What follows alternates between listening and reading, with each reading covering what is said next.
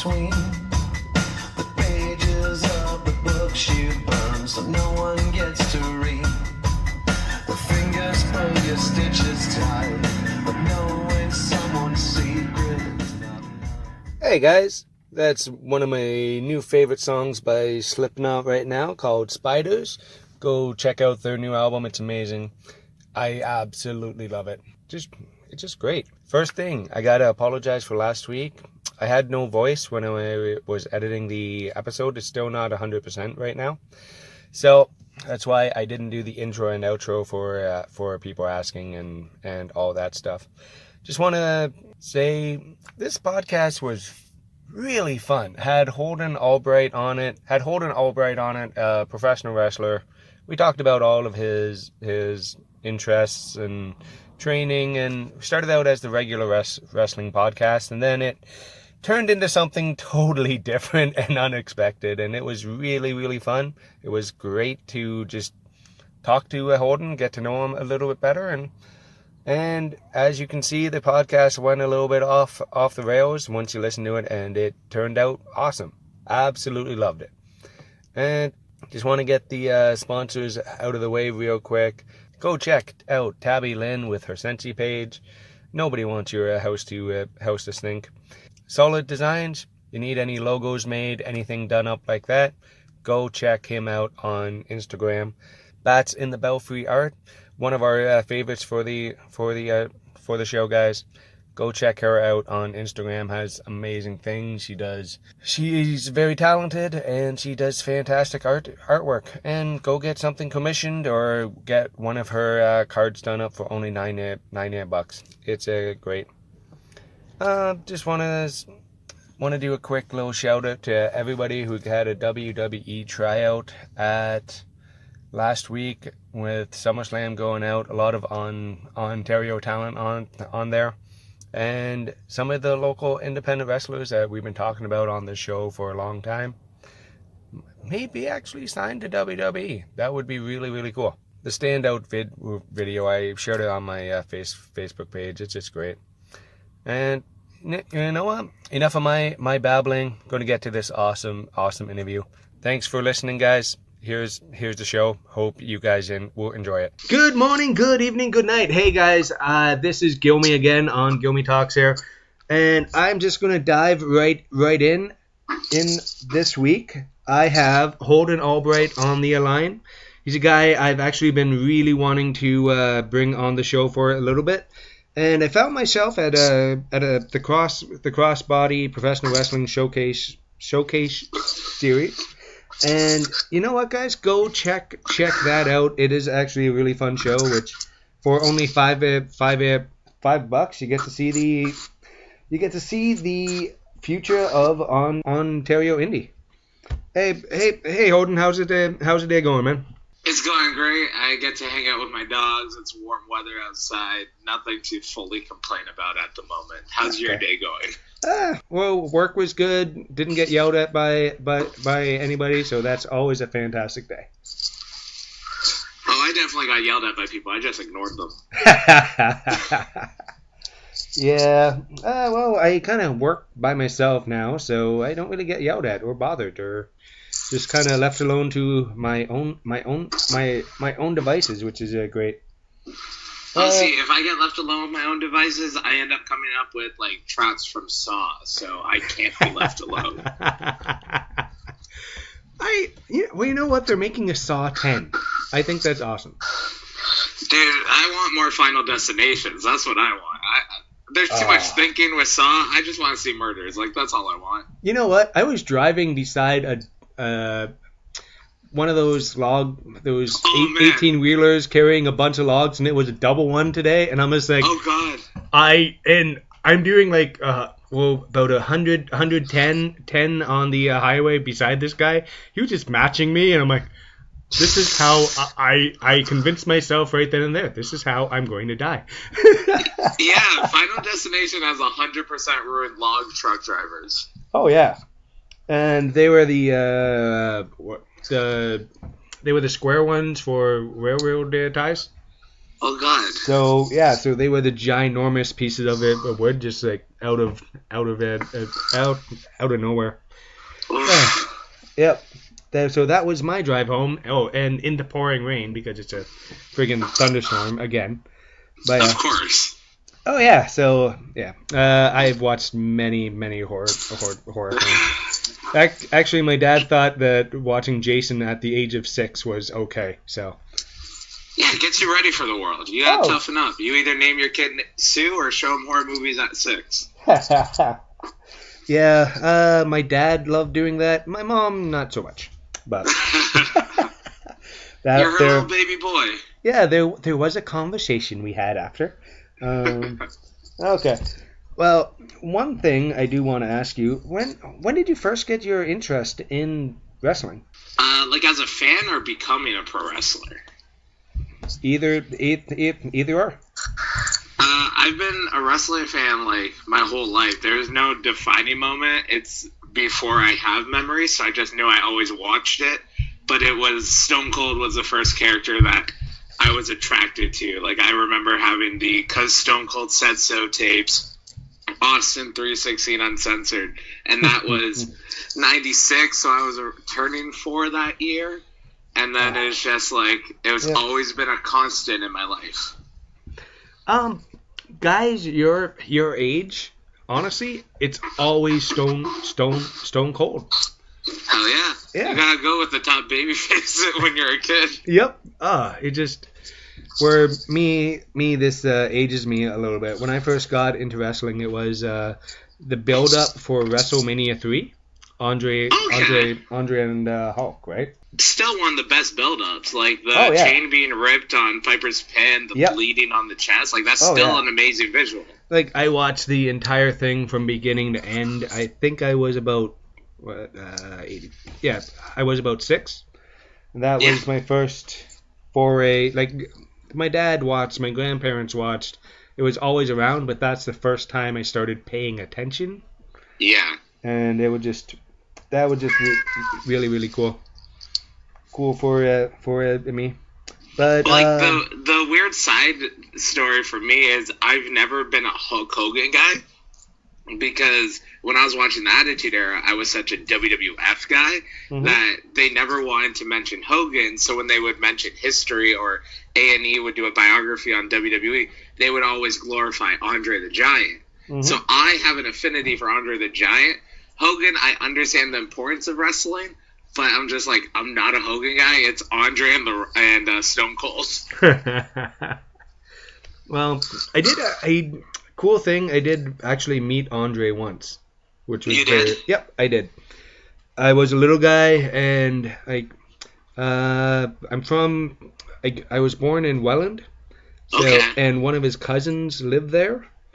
It was just like a random thing. They did a little spot show in Welland, and Andre was there, and his cousin was there. My dad knew somebody, and just Andre put his hand right on top of my head and covered the entire thing. And somewhere there is that picture. I will find it one day. I have seen the photo at my parents' house, and I just don't know where it is. The amount of stories of Andre staying at people's houses in like Hamilton or Niagara region, Ontario, and Quebec, like I've heard so many of them, and I'm just jealous that I never got to experience any of that as a child. Oh yeah, it just was one of those things that just kind of happened, right? And it was just one of those moments. Like my 2 boys are huge Cody Deaner fans. Okay. Whenever he's on a show anywhere around, they want me to bring them there so they can just say hi. That's it. Yeah, Diener's awesome, especially with children at the merch table, just to say hi. I even asked him, like, how do you remember these kids' names? And he's like, well, once you sign so many autographs, you kind of remember the name. Yep. Oh, yeah. Because everybody buys his... the kids love him, and they pay money for his stuff. Yeah, he's got good merch, too. He's got, like, hats, bandanas, shirts. He has a wide range and cool designs. Oh, yeah. Like, I think my son's favorite one is the DDT shirt, but, yeah. Oh, and back to wrestling. Your first interest in becoming a professional wrestler. So, in grade 7, I was watching breakfast television on City TV, and they showed a wrestling school on one of their, like, on-location shoots. And I was like, whoa, I live in Brampton. This wrestling school's in Brampton. Mom, Dad, can I go here? And I went there for one weekday class, and it was a like adults class, so I only chained around. I totally forget the guy's name that ran it, but I only like locked up, did a hammer lock, and that was it. And then I went back on Saturday. I learned how to hit the ropes, and I stayed on the apron for like an 8-man tag, and I looked back at my mom and dad right when someone hit the ropes on my side, and I almost flew right off the side of the ring. Luckily, I was holding on real tight. And then I was told my grades weren't good enough, so I didn't get to continue my pro wrestling journey and start in like 2003, which would have given me a huge leg up. Oh yeah, think you're doing okay for yourself now? I'd like to think so. Thank you very much. Yeah. Well, you are currently the crossbody CBPW champ. Heavyweight champ. Yeah. Because I mess up titles all the time. No worries. Okay. And speaking of training, where did you actually get trained? Oh man, I'm a mutt. Like, I call myself the cockroach of Ontario Indie because I was always at every show when I started training. And I started February 2014 at Squared Circle Training because I was supposed to go on a trip with someone to actually go see a JR live show in New York, and it was like his first one he was doing. And then people fell through with the plan, so I just had this money for this trip that didn't happen. I was like, oh, I'll start pro wrestling training. And I went there, but in 2014, between life situation and just being like a whatever 22-year-old kid, or yeah, about that, 22, 21, I just didn't stick with it. So the 6 months I spent there, from like February until August when they closed, I was there maybe a solid 3.5, 4 months. And then, unfortunately, they closed down. Crossbody Pro Wrestling Academy happened to open up in Kitchener. And I lived in Brampton, so I was going to North York for training. And I was like, I'll drive to Kitchener. As soon as I got my G2, I was allowed to drive on my own. I started wrestling training 3 weeks later. So I wanted to drive around. So I went to Kitchener, trained at Crossbody until March or April. I separated my shoulder in March, so I had to take a month off, and then started in April at Superkicked in Toronto, and that's where I got my blessing to have matches starting November 2015. Do you actually remember your very first match? Oh man, so I remember the first real match had a great story to it, but then also Superkick started having these student shows, and so I wrestled a tag match with Space Monkey against a man named Michael Sisse, and he was teaming with Tarek, who punches hard as a mother. He does not hold back, does he?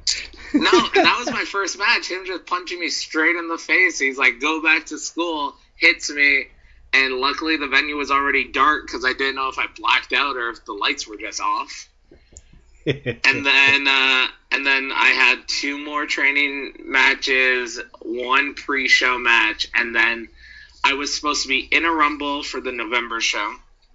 I went to go run to grab like ketchup and mustard for the hot dog stand. I come back, they had a EC3 seminar, and I was told by a couple of the students, one of them was a new student, he's like, you have a match. And I just go, yeah, obviously, I'm in the Rumble. That's like the 3rd or 4th match on the show. And then I walked by, and it was actually Mark Wheeler, who started training probably legitimately 2 weeks before this moment. And he's like, hey, you have a match. I'm like, I know. He's like, no, you're up first. You're going to wrestle this dude, Easy. And I was like, Easy E, Eric Kearney? And he's like, oh, yeah. And I'm like, okay, cool, because doors are open. I left my gear bag out by the ring because of the seminar. I looked around. I was like, where's my gear? He's like, oh, we put your bag behind the curtain.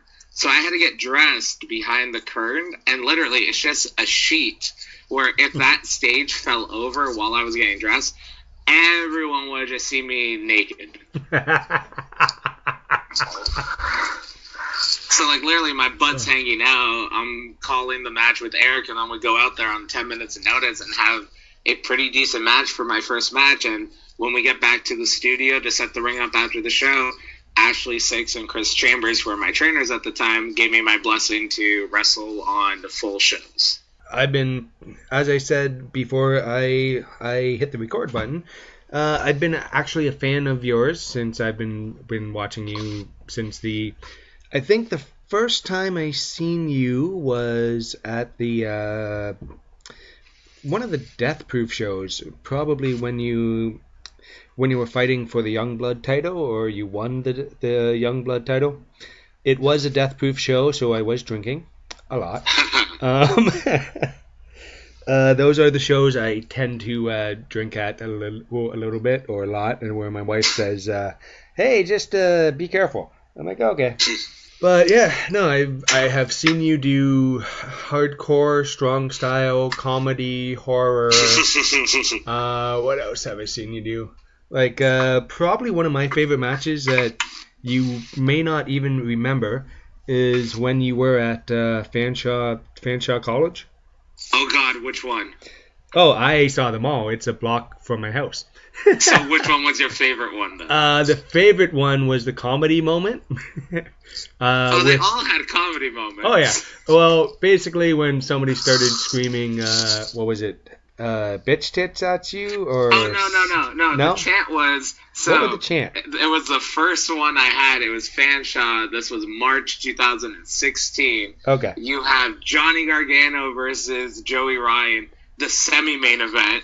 And the main event is myself versus Brent Banks versus Hacker Scotty O'Shea versus Tarek. Yep, there I'm terrified. And we're calling the match. It's like, okay, cool. And then it's like, hey, maybe you can do a couple of suplexes, sweep, pull down your straps, just full-on Kurt Angle moment. Okay, especially at that time, I did not have the physique to pull down my straps. Now I pull down my straps, Eddie kicks us out, try to hide the nipple, but I also don't care. I'll wrestle in just... shorts. I embrace the fact that I'm this big because I use it to my advantage. But then, because it was followed by suplexes, the chant was suplex titties. There you go. Because the suplex titty thing just happened a couple weeks earlier. And going forward, all the Fanshot shows, there was a moment where I would take down my straps and people would chant suplex titties. Yep. One of my favorite moments in wrestling actually happened at Fanshaw when I did it was like a gauntlet match with everybody, and Alexia Nicole and I did a little back and forth, and then she gave me purple nurples, and then I backfisted her, and then she gave me a Canadian Destroyer, and it was probably like the first biggest reaction I ever had for the finish of a match. Because like the crowd's chanting 1, 2, 3 as she eliminates me, and they get even louder afterwards. And that's one of the moments, because I always say there's a bunch of random like achievement unlocked or trophy moments where you're like, okay, I'm a pretty good wrestler. Yeah, those Fanshaw shows are actually, I'm surprised more people in London didn't go to those shows because it was so much fun. I think it's just because they tried to promote them more as just like the in-school thing. Yeah, I didn't see them promoted anywhere over town.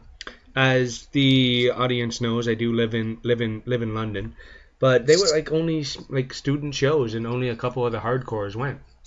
Yeah, it's wrestling is very weird. Where sometimes it's promoting, but in 2019, between like internet and like all social media, people forget on the street stuff, and then also just being consistent enough with things. Yeah, that's why I don't promote shows.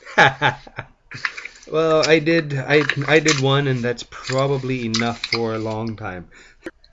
Oh, okay, Holden. I've been meaning to ask you about this. How did the Riot Makers start? Because I think with the Riot Makers, that's when you really started getting hot and really getting steam. Am I allowed to swear? Yeah. I'm actually 18 and 18 plus show. Okay, cool. Because like during the Riot Maker phase, I tried to quit wrestling right beforehand, and I just couldn't. I just needed to rest. So during the Riot Makers, I didn't give a fuck, and it was literally me doing stuff to make other people laugh, or to make me go, "This is a good idea. I'll do it." These people won't like it. Fuck them. I want to do this for myself, and that's where. When the handcuffs are off and that's where you can learn, because if you do something wrong, you find out it's wrong. If you do something right, you just keep doing that and building on it. So the Riot Makers, there was like a previous incarnation of it when I was in training. Me and Anton Lexiv, the White Russian, we made a joke that our tag team would be called the Riot Makers. And then he just... he got busy with life stuff, so he kind of got stuck with only doing Superkick shows, couldn't expand. I was the opposite, where I always wanted to, as soon as I knew I could get my green light to wrestle, I wanted to wrestle everywhere. I was going to all these shows every weekend, therefore I wanted to wrestle them. So I did that, and then in that first year, it was a learning year. It was a build. I was just a guy. I was the goddamn problem, Holden Albright. I won the Youngblood belt, and then I had a Fans Bring the Weapons match with Taylor Kadeen, and we went way too hard and kind of got yelled at by some people. I took something personal from someone I really looked up to, and instead of not being a bitch and taking the advice and going with it, I went the other way, where I was like, oh, I'm just sad. I want to quit wrestling. But it's also because I was sleeping maybe 12 hours in a week, driving everywhere. Yeah, I was killing my car. I wasn't getting gas money. I was like barely eating. I was just living off of energy drinks. I like almost had a minor heart attack because of no sleep and energy drinks. People said I looked green and gray all the time. So after the match with Taylor, I even told some of my trainers, I'm like, I think I'm done. And some people said, you're not done. Others said, you said you were going to die when you're 35, so you still have like 10 years. Yeah, because I'm the one that makes jokes like that. So I canceled all my bookings in December.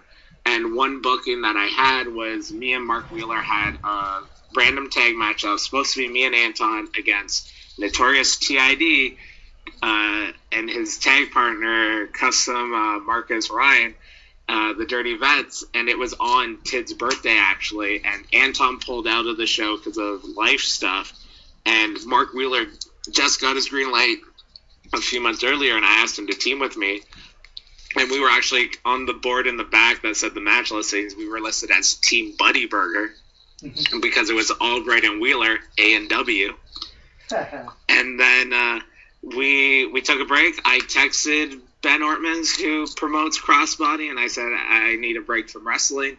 He didn't get the text. He promoted the match. I was like, oh, I guess I'll take 4 weeks off of wrestling and then see how I feel. And then we had this tag match, and it was the first time I had rest in like 2 years, and it was the best I performed in a while. And I was like, oh, man, I don't think I'm done wrestling. And we were still not the Riot Makers yet, slowly formed, and then in April won the Crossbody tag belts and became fully the Riot Makers and introduced Stratosphere to our group. I really enjoyed you and Wheeler tagging. I don't know what it was. It was just, you guys seemed like you were having fun. Oh, because we're best friends. We were driving together all the time. We got to wrestle each other so we could just talk shit on the ring apron or when we're in the ring with each other. And like calling matches, we both have similar ideas, and our movesets are different enough, but we contrast each other perfectly. Yeah. That like it was just the best because we were best friends. And then we throw in Stratosphere, and then we got Jody Thread involved into it, and it's like, I always said there was only one more spot in the Riot Makers if we wanted it to be 5 people, and it was going to be a veteran role. But that vet, there was no storyline purpose for that vet to be in our group, and secondly, it just we never knew like who it would be.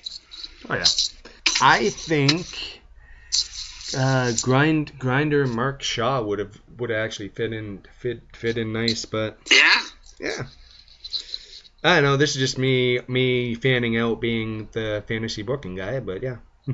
Well, do you know who Anthony Fiasco is? I know the name. I'm not 100%. So he used to be a Squared Circle training guy, and he's actually Alexia Nicole's brother-in-law.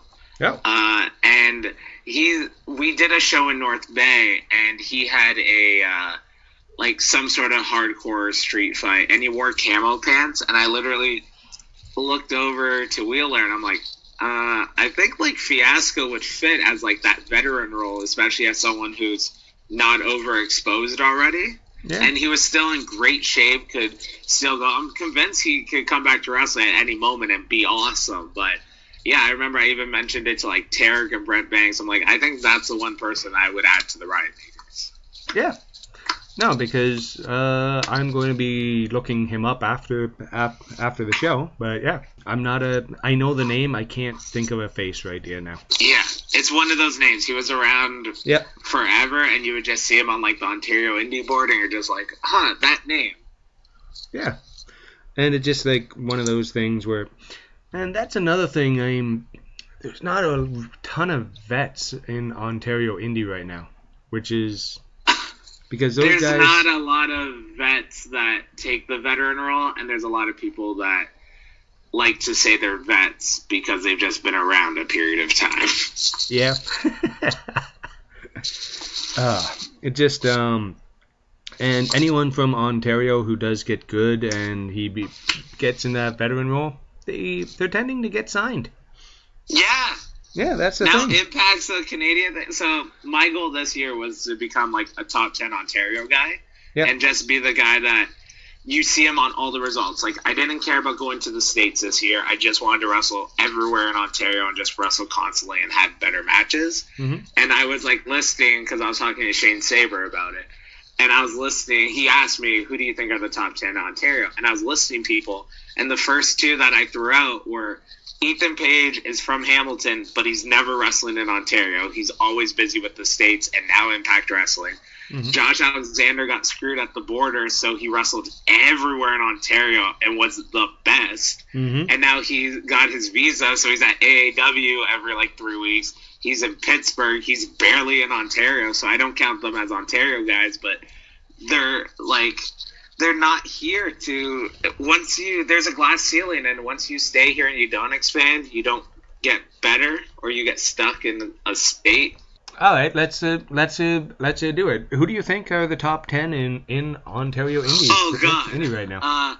So I'll go like unconventional, but give my reasoning. Okay. This might not be 10. I'm just gonna throw. How about we bring it down to 5? Okay. Oh shit. Either way, not in order, not 5. These are my personal. Anyone who doesn't know, Shane Saber is so good, but he's not enough of an asshole to let people know how good he is. I don't say I'm good, but that's because out of like a confidence thing. I just have no I have huge self-confidence, no self-worth. Yeah. So I only think I'm good because other people have told me that. You are good. Oh, thank you. Add that to the Yelp review of Holden Albright. Okay. But with Shane Saber, he's so good, and you don't know how good he is until you actually watch him wrestle a longer match, or you actually wrestle him, because his ideas, and I always go to him about my matches if he happens to be in the building, even if he's not wrestling, to help me go, here's my idea, how do I make this better and more well-rounded? He's so underrated. Gabriel Fuerza is... So, we've known each other for a while. Apparently, he hated me at the beginning. I didn't know that until last year when I was talking to him. But we became closer friends sometime early last year. Oh, yeah, so when I had my strong style match with Josh at No Limits Wrestling and I did the moonsault, I just landed on my head. Oh, yeah. That's when he realized he didn't hate me, because he's like, oh, man, if Holden died, I'd feel sad. I was like, oh. So then we became friends over like last summer. We've trained together. We go to the movies every week with a bunch of us, who Shane Saber's included in that.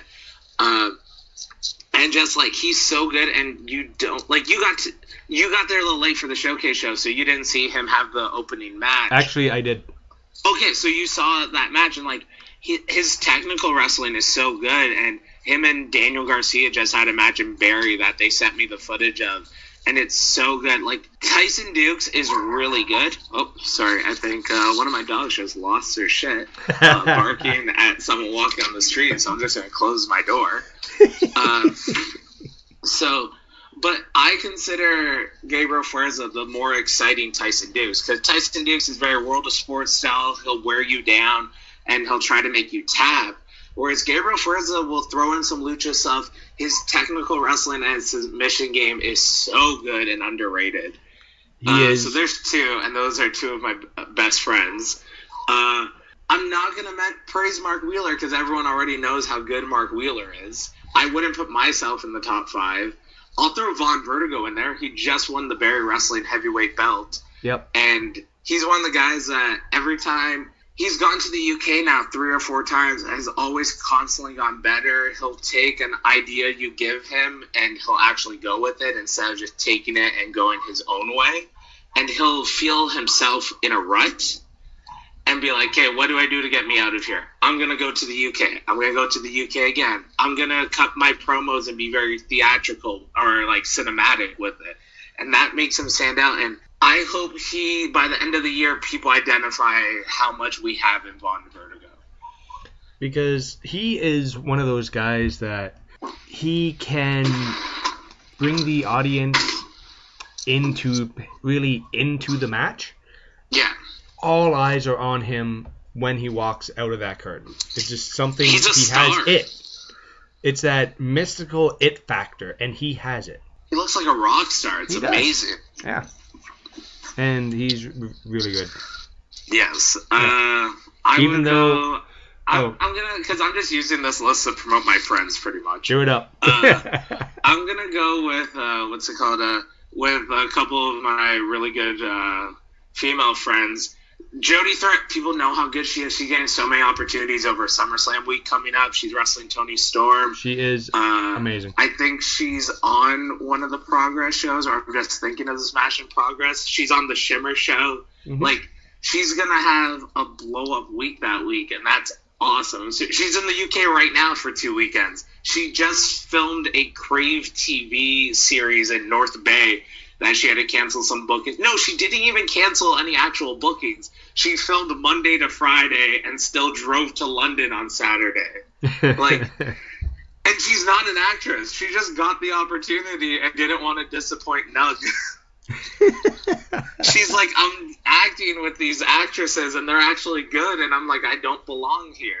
She didn't know anything about wrestling 4 years ago and then went balls deep into knowing it, or not knowing it, but finding out about it and constantly getting better and enjoying it. She's training with Josh right now, and it's just like, she's one of my inspirations I look up to because she goes full steam ahead. Like, even before wrestling, she was doing like charity work where I'm going to say it was Barbados, probably wasn't, some random island place. She was donating skateboards, and she was setting up like, not school projects, but like government functioned volunteer programs so these kids could get off the streets. Like, she's an amazing person. And then the other female is Alexia Nicole. She got linked with Jasmine, Aaliyah down in NXT. She got linked with them because they both started wrestling around the same time.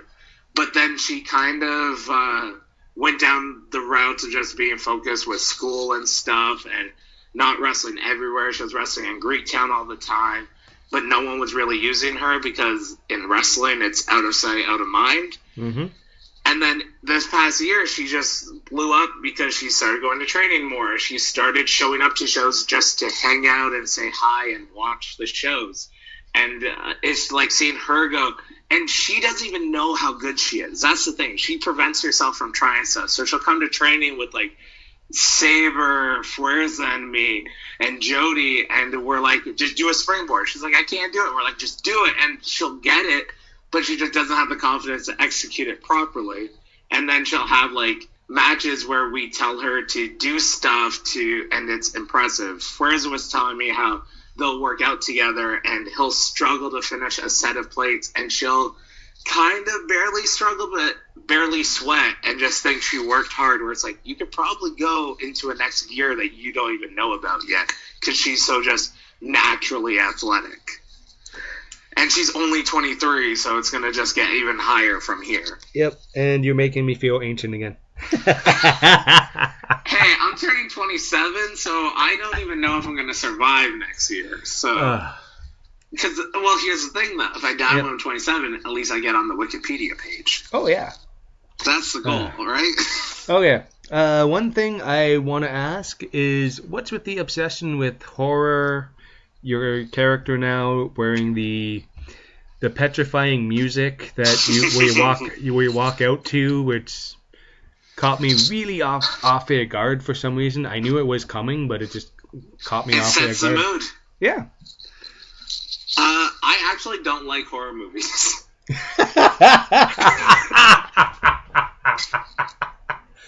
Oh, of course.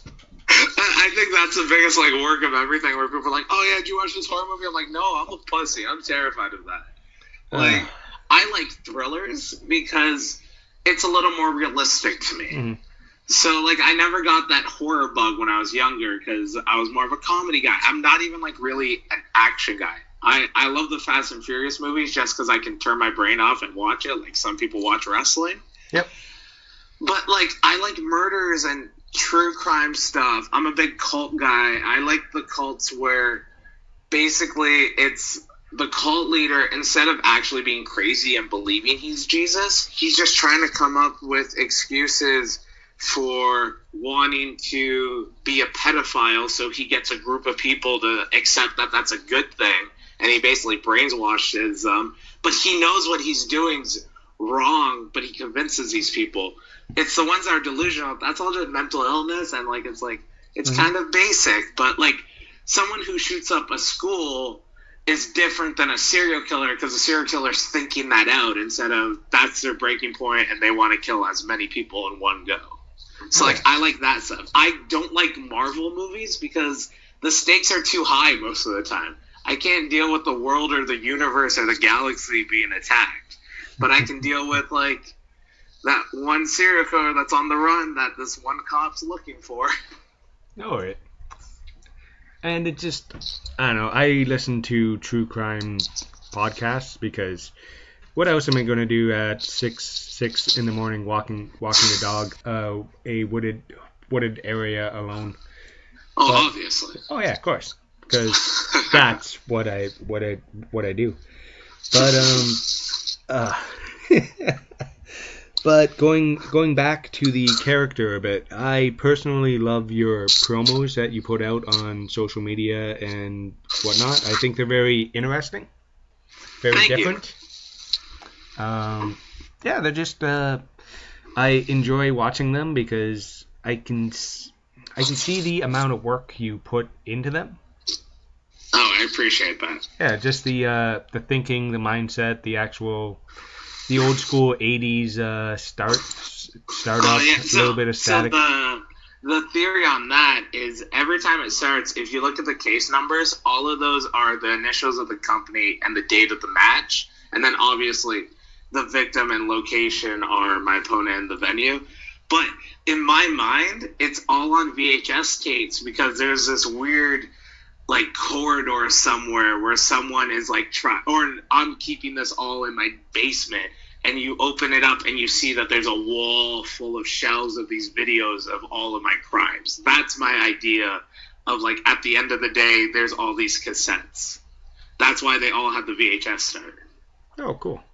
Yeah.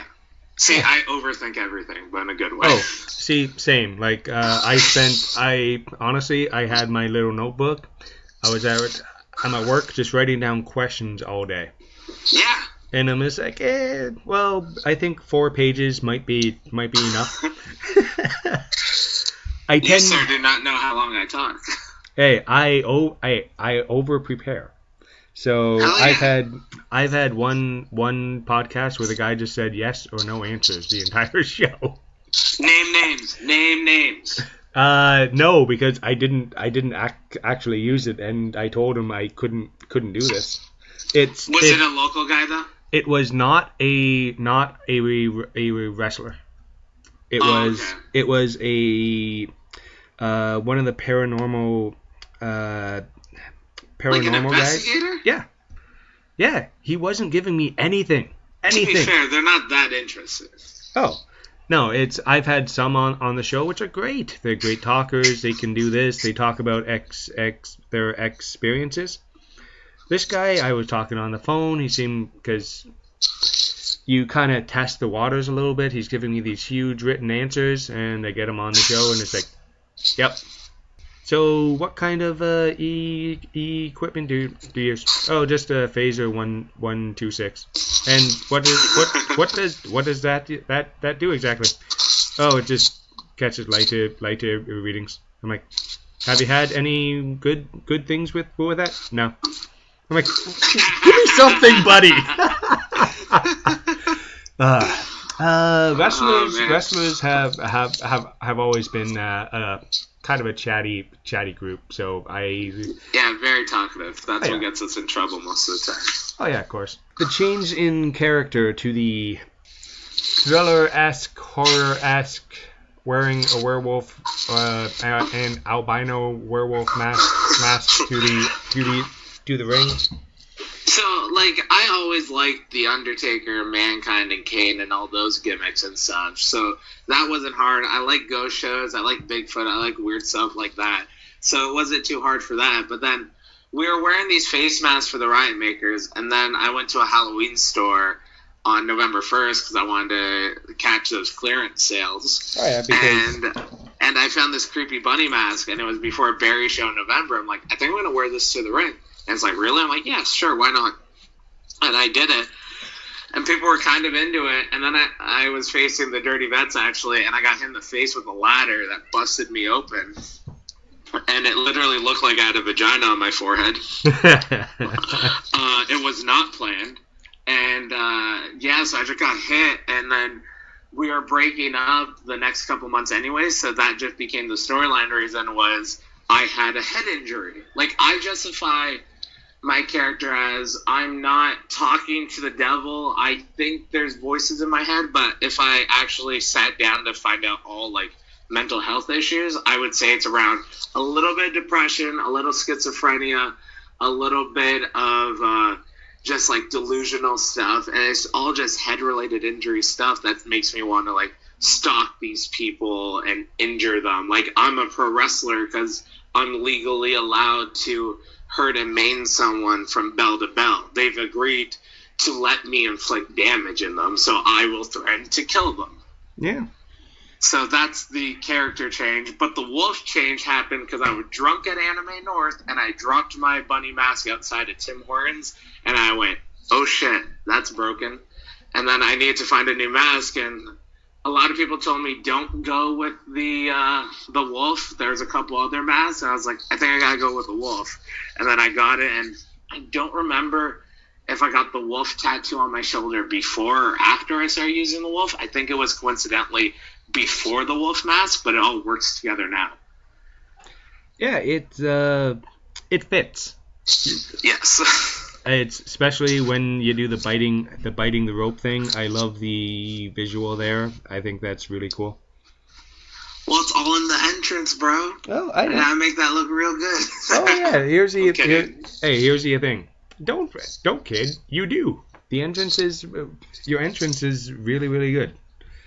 One of my goals is every promotion to have their own photo of me biting their ropes. And almost every promotion, that's the one photo that they'll promote of me afterwards when they're only putting select photos up. Mm-hmm. Yeah. I was like, okay, well, it's a great visual. I know where the hard cam is, and the photographer can see that. And I love that fans will sometimes run around the ring because they know which ropes I'm going to because they can see where my body's headed, and they'll run to that side to take photos. Oh, yeah. The guys at the cross body show was... Yeah. They knew what was going on. Me, I'm just I have no idea what's going on here. You're just there to enjoy a pro wrestling show. Hey man, that show for me was a great relief. I'll be editing this part out. My grandmother passed. My grandmother passed away the few days before the show, and I'm sorry to hear that. I was at a funeral at noon. And so I just needed to. I'm home alone, no wife, no kids, no nothing. I just needed out, man. That's it. Oh man, that's what pro wrestling should be. I'm glad it provided you an escape. No, and I said thank you for Ben, because he actually he invited me. He sent me an invite on Facebook, and I'm just like, you know what, fucking, I'm going. Well, thank you for coming, and I'm glad you came to a good show when you were going through all that stress. Oh yeah, no, I just needed 2 hours. Didn't need the 4-hour drive home though. That fucking sucks. Oh man. Oh. I had like a drive to there that was so long.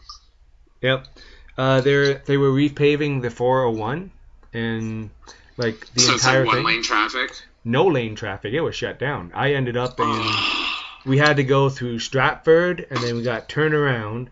Then, because my buddy I went with, he was up since 5.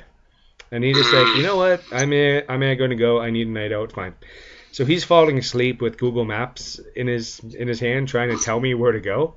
Yeah. He's messing up lefts and rights and just everything. I'm just like, here, let's just put it on the auxiliary. And it's like, we're on roads. Let her talk to me. Yeah, we're on roads that he has not even registering, because we're in so deep in the other country. They're just like, okay. Do a U-turn. Okay, why am I doing a U-turn? And then it's like right out Then I finally found, and I was running really low on gas, and we found a Petro in the middle of nowhere. Oh, thank God. Literally, no cities around us. I'm under an eighth of a tank.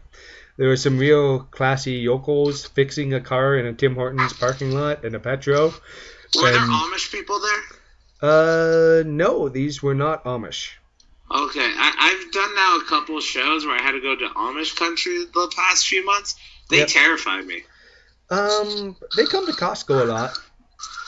Really? Yeah, they get a lot of propane, and they get like those big 12-thing vans full. They bring like 3 or 4 of those orange carts full of food. Okay. Like those big flats, just full of food, and it's just like, oh man. Just, I don't know what's going on with them, but it's just like, but they're so nice, and they're like, hi Justin, how's it going? Well, they forget their 5 tanks of propane filled up. I'm like, I don't know how these people live. I have no idea what's really going on here. So, yeah. But yeah, where do you actually see yourself in 10 years? Oh Lord, I made a joke, so, Ben reshared the showcase show being put up because luckily it will go up the next afternoon, and it's just a hard cam footage. And he's like, in the next 5 years, these are going to be the kids that are running Ontario indie wrestling. And I just replied to it, in 5 years I'll be dead or retired.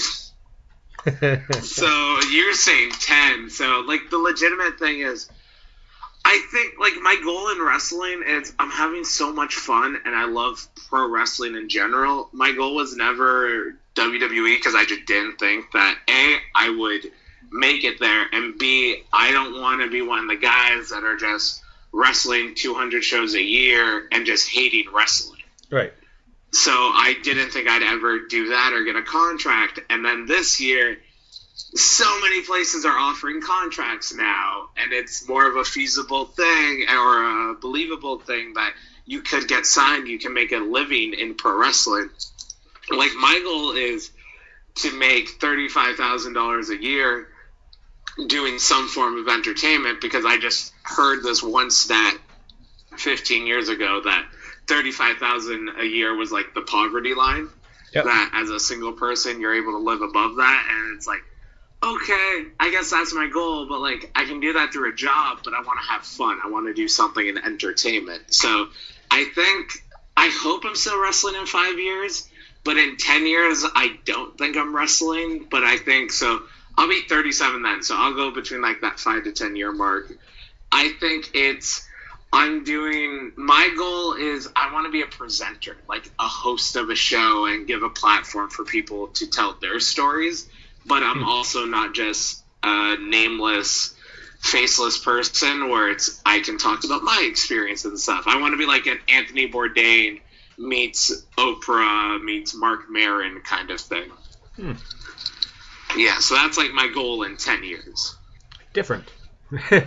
Yes. No, hey man, that's actually a great goal. I would recommend try podcasting. Just I actually do have a podcast. I know it's a self plug. Ah, There you go. it is called This Is Brendan. Episode should be coming back soon, except we had a podcast where we had 2 podcasts, one where we were already drunk and a couple Wrestle Factory kids said some stories that I don't know if I should share them, so I'm going to wait till I make a Patreon eventually. Yep. But then we were also drinking wine and being chatty and forgot that the microphone was running, so I had to edit it out, which you've joked a few times during this that you'll edit out. That's my worst part about that. Makes me lazy when I'm podcasting, because I will edit stuff out, but then I just don't want to edit, so I just want to do like a raw audio clip. So every time you keep saying, I'll edit this out, I'm cringing because I know the work you'll have to do, but I'm sure you actually enjoy doing the work. Oh, I honestly do. I enjoy editing. I joke about it on the show that I hate editing, this, that, the other thing. It takes time. I get an hour lunch break, and this is what I do so I can avoid people. Smart. I throw the headphones on. I set the laptop up. People, leave me alone. It's great. Yeah, I was doing that with reading books at shows now. Well, since you've been very generous with your time, I just want to go to the Gilmy Talks 10 questions here. This is either or, right? Yep. I'm very excited. All right. These are all completely random nonsense questions. Some people have taken these seriously. Like if Tyson Duke's going about the toilet paper over or under was great. Oh, it's over. Did he say over? Oh yeah. And then he Okay. just went, if I catch everyone putting it under, I will kill them. I'm like, wow. It went awesome. That's all. So I guess that's one question out of the way. Or do you just have a plethora and you randomly pick 10? Oh, I have pages of these are just my random Do you ideas. sit or stand when you wipe? You stand. What is wrong with you? Okay. I sit. Oh, Because I'm a larger man, I have to go between my legs, so my dick kind of hits my forearm. That's why I have to wash my hands. Well, yeah. Here's the thing. I'm a big boy, but I don't want my nuts smelling like shit. So That's why you go past it. The nuts are resting on my forearm with my dick. Like there's a separation. Like I built Donald Trump's wall. It's called my left. Sometimes it's my right when I wipe. Yeah, it's my right. Do you use baby wipes though?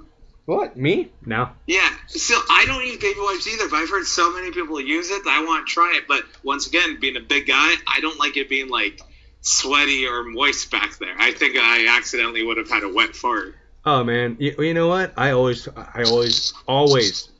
powder. It just I always use baby powder unless I'm like wearing basketball shorts or something because it goes right through. Yeah. But, so do you bring powder with you in public? Yeah. Where do you carry it? Dude, pocket. You got like little baby powder in your pocket at all times? Normally, yeah. Man. I might have to go sell to you during one of the matches and throw them in my opponent's eyes. No, really. I always have a little container of baby powder on me. That's super smart. I was actually asked by someone the other day, do you have baby powder? And I laughed in their face, said no. Who just has baby powder? Dude, because... Apparently Justin does. No, really, because as you get older... certain things start to go lower, and they stick to your fucking leg if you do not powder. Oh, okay, I get it. I get it. Oh, exactly. I accidentally sat on my balls the other day. Yo, it sucks. It really does. What is it? The worst thing I've ever had was a public washroom, and I needed to take a shit really bad. And it was a hot, sweaty, nasty 38 degrees. You're peeling the fucking gitch off your legs, just pulling them down. I sit down, my balls are in the fucking water. Ooh. Yeah, it was just like, this is the worst feeling, and then they just went right back up real quick. It's like, Just a dip in the pool was a little too cold. Yeah, it's just like, what the I'm looking down, why are my balls, oh god, I'm now old. I think that's when you realize you're old. Yep. No, because when I was 8 at like a public pool, I'd see the old men walking around without like underwear or shorts on, Yep. and I was like, oh, they got long balls. And I looked at mine. I've had 80-year-old man balls since I was 8. They look like wontons down there. And this is why the podcast is 18 plus. Yeah, you shouldn't have told me that. Because this went from just being like a Holden Albright interview to like Brendan Caulfield bringing in his stand-up and just talking about stuff. Like, have you ever pooped yourself as an adult? Oh, yeah. Yep. How many times? Twice since I've been... Okay, I'm at 5 and I'm only 26. Twice. One was on my second or third date with my now wife. Oh, no. Oh, yeah. We were in the middle of a field walking, and then just out of nowhere, it just, my stomach just grabbed, like, you got that gurgle? I know that gravel you're talking about. And it just like, you have to go now. I'm like, Yep. What the fuck is this? And I'm just like, okay, I can see my house. Clench hard. We can just, because I'm still trying to Woo her. Yeah, I'm trying to impress this girl, and I'm just like, okay, I really have to go to the bathroom. I can see the house. We're walking 30 yards from the house.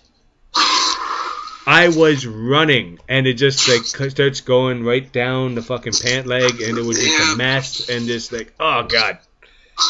Probably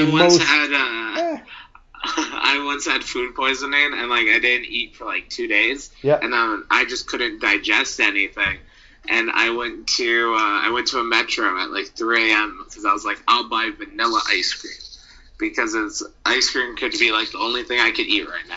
Yep. I get in the car, I fart, I'm just wearing sweatpants, no underwear, and I was like, fuck, that was more than a fart.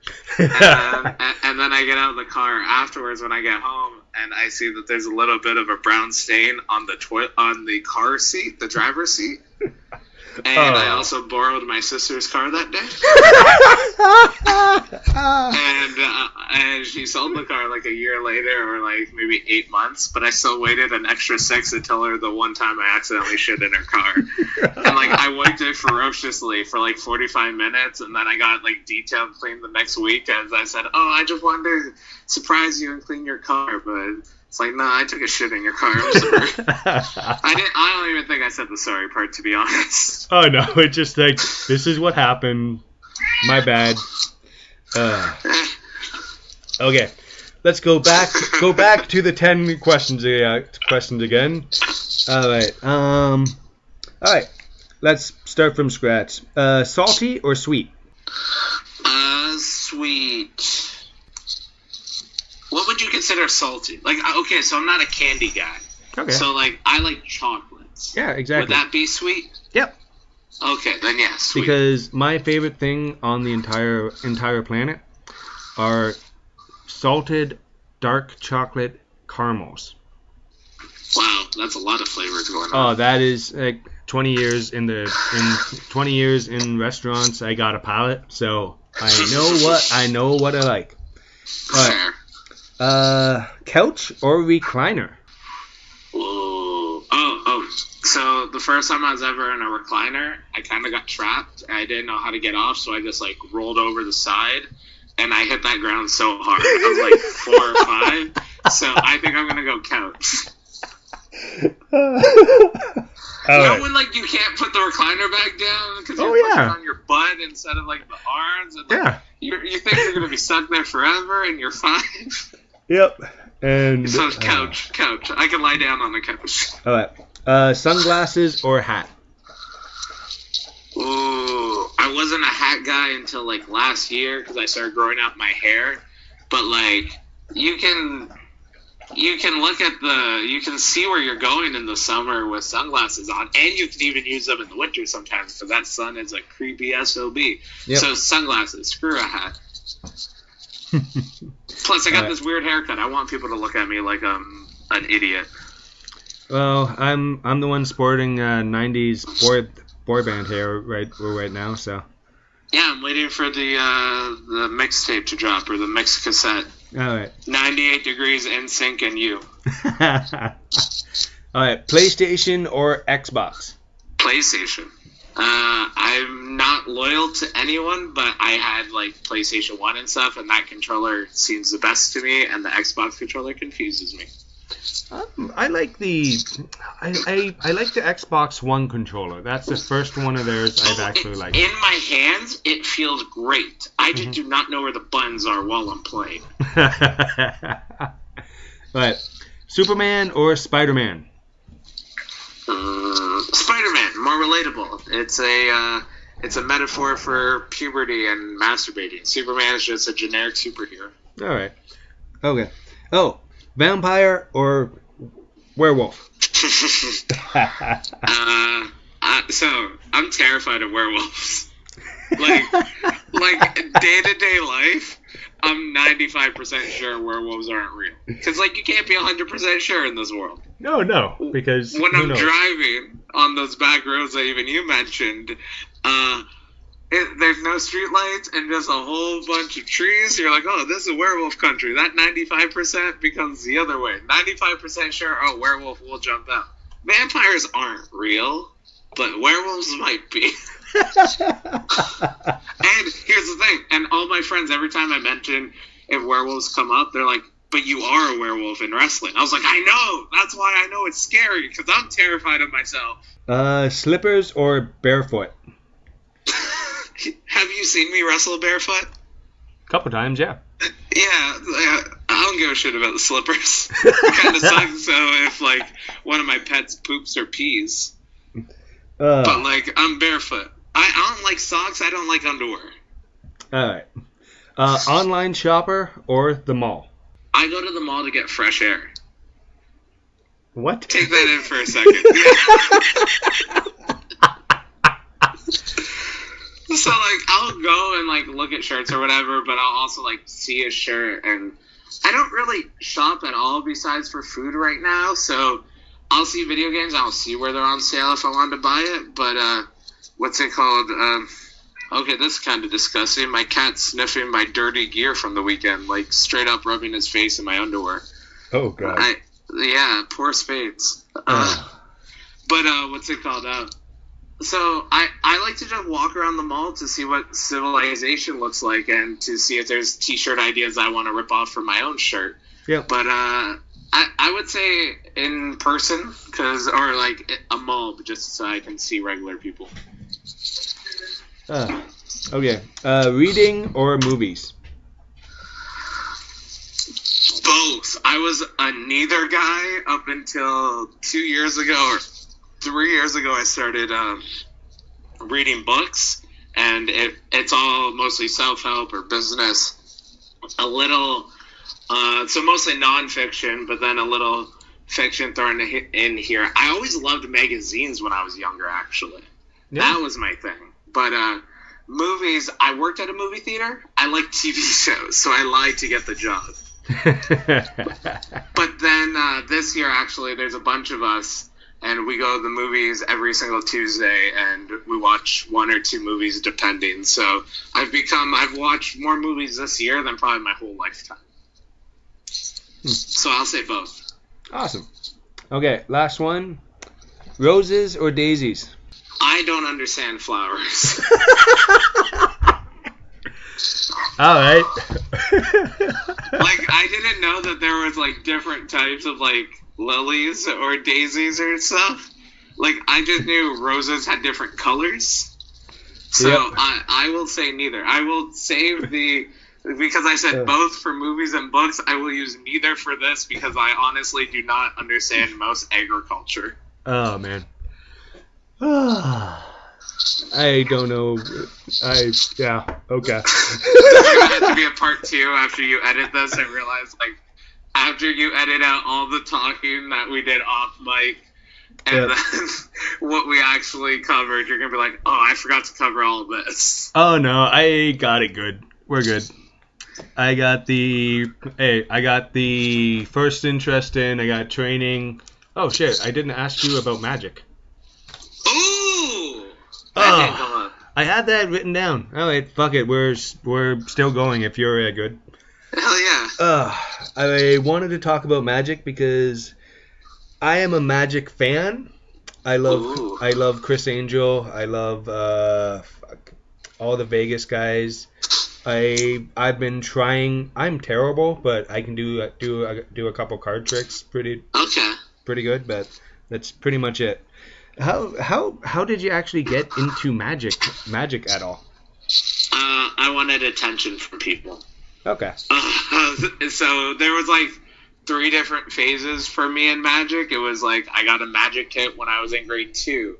Cool. I got a different magic kit, or it was like a book in grade 7. Cool. That lasted a week. That lasted a month. And then when I was in grade 9, I went to I was always in a Catholic elementary school, and then I went to a public high school. And there was it was Christmas time, there was a whole bunch of sales, and then I got $350 or $400 worth of magic DVDs and accessories on sale for $200. And I just went balls deep with it. And that was my way of trying to make friends, just by entertaining them, because I didn't have any good jokes at the time, but I could show them where their magic card appeared, or stick a Q-tip in my nose, or pull a thread out of my eye. So that was how I got interested in it. I've always been an entertainer. I just want to entertain people like that. So you asked where I see myself in 10 years. I just recently realized what my end goal is. Of at the base of everything I do, I want to be remembered, because I heard Fandango, Johnny Curtis on Cole Cabana's Art of Wrestling podcast 5 years ago say he wanted to go to the WWE because he remembered watching and recording Monday Night Raw, and as soon as you're on there even once, it's immortalized forever. So I just want to be remembered, and not, hey, here's a statue. I want to be remembered in people's memories of good times. And I've not had the best of life. I've had a lot of challenges and turmoil, and this is my way of, I want to be the joy that I've got from wrestling and magic, and give that joyous moment to people and be good. Because I'm always conflicted of being out of character at the merch table and more Brendan Caulfield and less Holden Albright, because it ruins the allure of the character. But I love talking to these kids, and they're just so I ask them questions about the show they just watched. I'm not trying to ask, oh, who was your favorite wrestler you saw? I bet it was me in the match. I'm no, I want you to say it's Gabriel Fuerza. I want you to say it's the Cadet. I want you to say the match I wasn't in wasn't the match of the night because you thought Puff was amazingly hilarious. Stuff like that.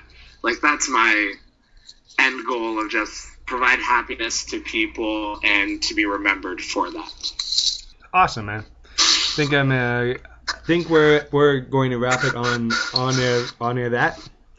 That's a very good good ending compared to all the poop talk we had.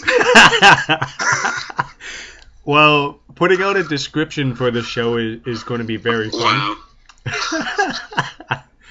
And I already know I'm going to put a Facebook post or a tweet immediately after this goes. Just for a podcast, look out for it. It's very long. I talk about magic and the 5 times I pooped myself. I just want to say thank you very, very much for coming on Gilme Talks. Is this where I promote my stuff? Yes. Oh, shit, yeah. See, that's why as a podcaster, I understand this, forgetting this moment. That's why I also will listen to some people's podcasts, and they don't do it on the show, and it's because I just like podcasts, so I understand the problems that happen sometimes. Yeah. So I'm just gonna, because I actually have it written down right here. Get promo from Holden. You want me to give you a soundbite also after this? Oh, yeah, sure. I'm recording it all in one big line, so just cutting, editing, all that shit. I know. I know the drill. And okay, Holden. And I just want to ask, where can people find you on the fancy interweb that I barely understand? You can find me Twitter, Instagram, Facebook. Look up Holden Albright, at Holden Pro on most things. But also, if you want like the unadulterated stuff and videos of like my dogs and me talking about some positive stuff, and then me just making like a poop joke, or how I would make a cam show about me eating beef off of a plate while naked in my bed. Look, that's gonna be a joke tweet I'm putting up tomorrow, so look out for that. But look up Brendan Caulfield for all that stuff. I do YouTube videos. I try to do podcasts. I'm just trying to figure out life, so I'm just trying to entertain people. I do stand-up comedy every, 6 months. Yeah, I'm weird. It's Brendan Caulfield, Brendan C on things. Brendone. Almost forgot how to spell my name for a second there. And that's why there's a question mark. Yep. And then Holden Pro, HOLDENPRO. Instagram, Facebook, Twitter. Add me on Facebook. I don't care. Send me a message. I'll message back until it becomes creepy or I'm not interested. At least I'm honest about that. Oh, yeah. Just ignore all the messages. Someone waves at me or says hi, I'll say hi back. And they're like, how are you? I'm like, tired and sore as usual. And then they'll talk about something. And then they'll say, my friend makes fun of me because I wear whitey tighties and I pee my bed. And then I'm bored, or I'm probably drunk at the moment, and I wanted this guy in his 20s to send a photo because I thought it would be hilarious. No, I was replying to him in rock gifs. That's what I was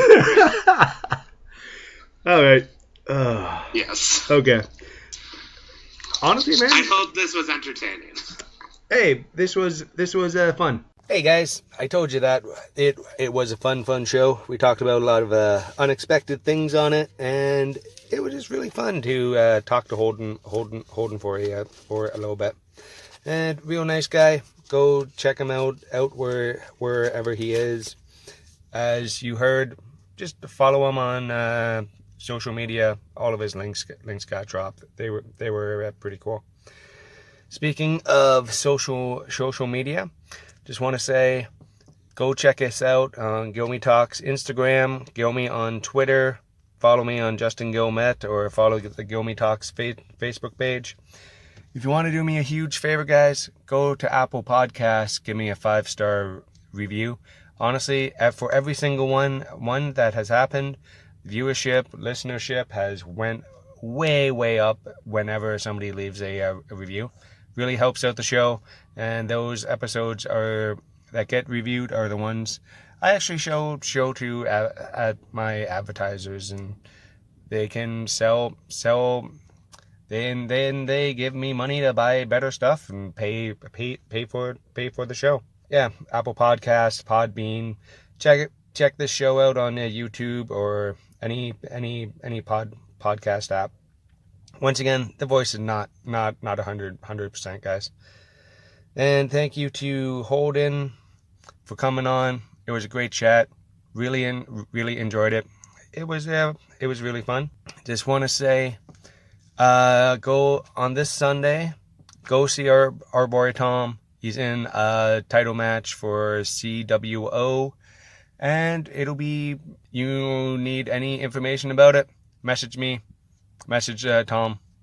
It'll be a fun time. And just want to say thanks for listening, guys. Once again, really enjoying the new Slipknot album. So just gonna finish off the show with some Neo Forte. The guitar, the opening riff for this is pretty sick. So, all right, guys. Talk to you later. Bye.